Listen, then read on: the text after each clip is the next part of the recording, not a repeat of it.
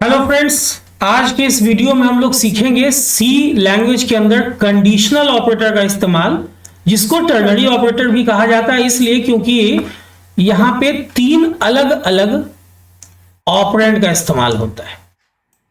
ठीक है, इसको शॉर्ट हैंड वे कहा जाता है इफ एल्स स्टेटमेंट का। क्यों, ये हम लोग एग्जांपल के थ्रू समझ लेंगे।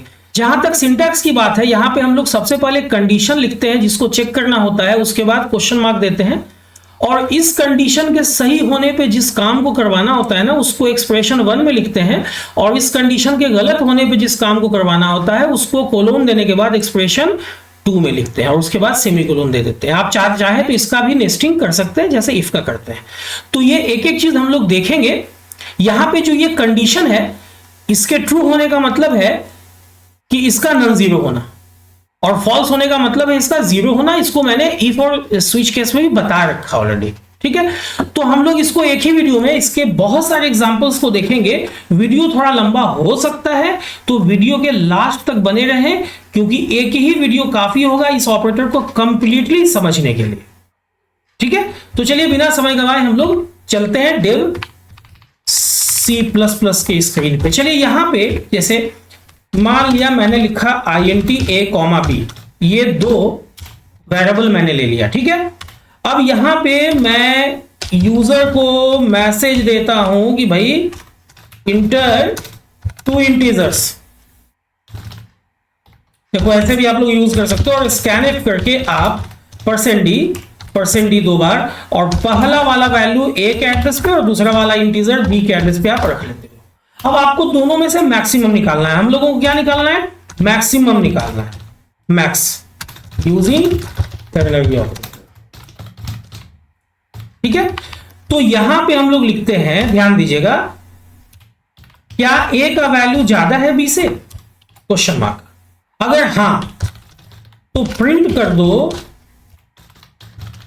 Biggest integer is %d। कौन ज्यादा है भाई? तो a का वैल्यू ज्यादा है। नहीं तो चलो हम लोग इंटर प्रेस करके नीचे चले जाते हैं, कोई दिक्कत नहीं उसमें।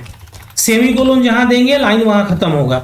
नहीं तो बिगेस्ट इंटीजर इज b और यहां पे हम लोग सेमीकोलन दे देते हैं। ठीक है, तो अब इसको देखते हैं एग्जीक्यूट करा के कि क्या दो इंटीजर का इनपुट लेने के बाद वाकई ये दोनों इंटीजर में से जो बड़ा है, जैसे मैंने 12 और 10 दिया, देखो 12 को प्रिंट किया मैंने, यहां पे पहला इंटीजर बढ़ा दिया था। चलो एक बार और हम लोग चेक कर लेते हैं। दूसरे एंड पे हम लोग बड़ा इंटीजर देते हैं। पहला जो इनपुट है सपोज मैंने 8 का दिया और दूसरा कर दिया 60 का, देखो 60 दे रहा है। तो ये तो हो गया एक तरीका। इसी ढंग से बहुत सिंपल है, यहां पे आप लेस देन लिख लोगे तो आपका मिनिमम निकल जाएगा। लेकिन अब देखो एक और उपाय है। क्या उपाय है भाई? तो हम लोग यहां पे एक वेरिएबल ले लेते हैं सपोज m और ध्यान देना हम लोग बोलते हैं कि भाई m में असाइन करो, चेक करो तुम पहले कि a ज्यादा है b से। अगर हां तो किसको असाइन करो? a को, और नहीं तो किसको असाइन कर दो? b को। अब देखो यहां पे क्या हो रहा है, इस लाइन को समझो।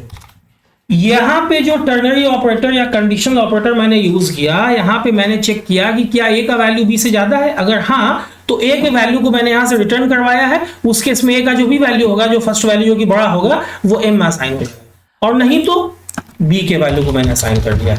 इससे ये हुआ ना कि आपको जो प्रिंटफ स्टेटमेंट 2 बार लिखना पड़ा था, ये एक बार में ही आपका काम हो जाएगा। देखो बिगेस्ट इंटीजर इज %d और यहां पे कॉमा देके आप m का वैल्यू दे दो। हाँ, इसमें एक वेरिएबल आप ज्यादा यूज कर लिया आपने, लेकिन देखो आउटपुट में कहीं कोई दिक्कत नहीं होगा। मैंने सपोज डाला 100 एंड 50, देखो 100 आ रहा है। एक बार सेकेंड इंटीजर को भी मैं बड़ा करके देख लेता हूं, 100 एंड 200 डाल देता हूं या 50 एंड 200 डाल देता हूं। चलो 50 एंड 200, देखो 200 आ रहा है ना। यहां पे मैंने इक्वालिटी नहीं चेक किया है। अब देखो ध्यान से, अगर मैंने दोनों 50 डाल दिया, सपोज यहां पे मैंने 50 डाला और ये भी 50 डाल दिया, तो बिगेस्ट इंटीजर इज 50 दे रहा है। लेकिन अब थोड़ा सा ट्विस्ट है। अब आपको कहा जाता है कि आप दो इंटीजर का इनपुट तो ले रहे हो, बहुत अच्छी बात है, लेकिन आप इक्वल और नॉट इक्वल प्रिंट करो। अगर इक्वल है तो इक्वल प्रिंट करो, अदरवाइज जो मैक्सिमम है वो प्रिंट करो। तो यहां पे हम लोग देखो कैसे चेक करते हैं, ध्यान दें। हम लोग यहां चेक करते हैं कि क्या ए और बी का वैल्यू आपस में इक्वल है। अगर हां तो प्रिंट कर दो कि %d and %d are equal.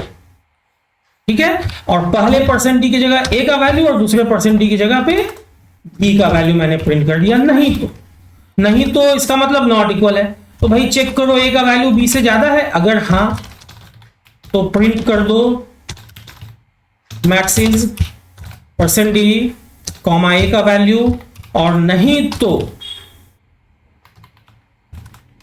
आप यहां पे भी लिख सकते हो बगल में, लेकिन देखो बगल में लिखने से ये थोड़ा सा ज्यादा उधर चला जाएगा। चलो कोई बात नहीं, वहीं पे लिख देता हूं नहीं तो b का वैल्यू।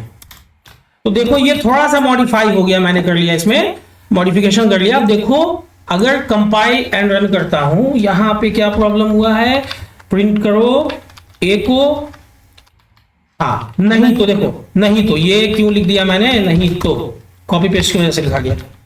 तो यहां देखो ये नेस्टिंग हो रहा है, ये पहला टर्नरी ऑपरेटर है और इसके फॉल्स होने पे दोबारा टर्नरी ऑपरेटर यूज हो रहा है। तो देखो यहां से कंपाइल एंड रन करके, तो इसमें एक मॉडिफिकेशन मैंने यही किया कि चलो अगर मैंने दोनों इंटीजर 10 और 10 डाला तो देखो इक्वल आ रहा है। लेकिन जैसे ही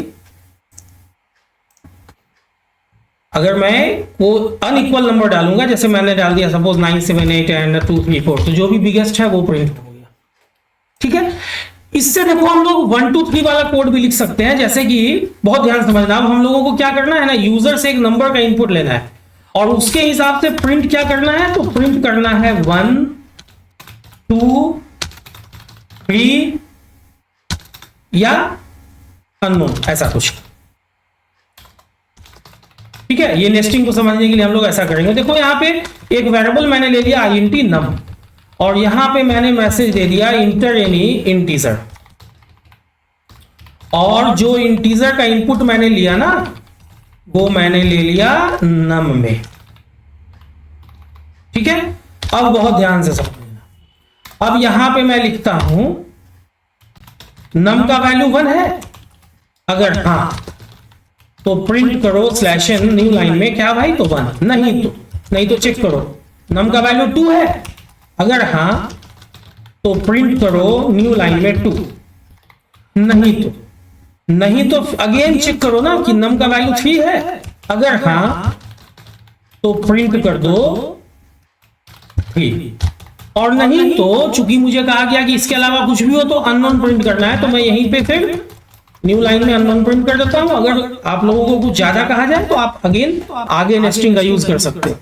अब देखो इसको मैं एग्जीक्यूट कराता हूं तो 1 इनपुट डालने पे 1 आएगा वर्ड्स में, है ना, और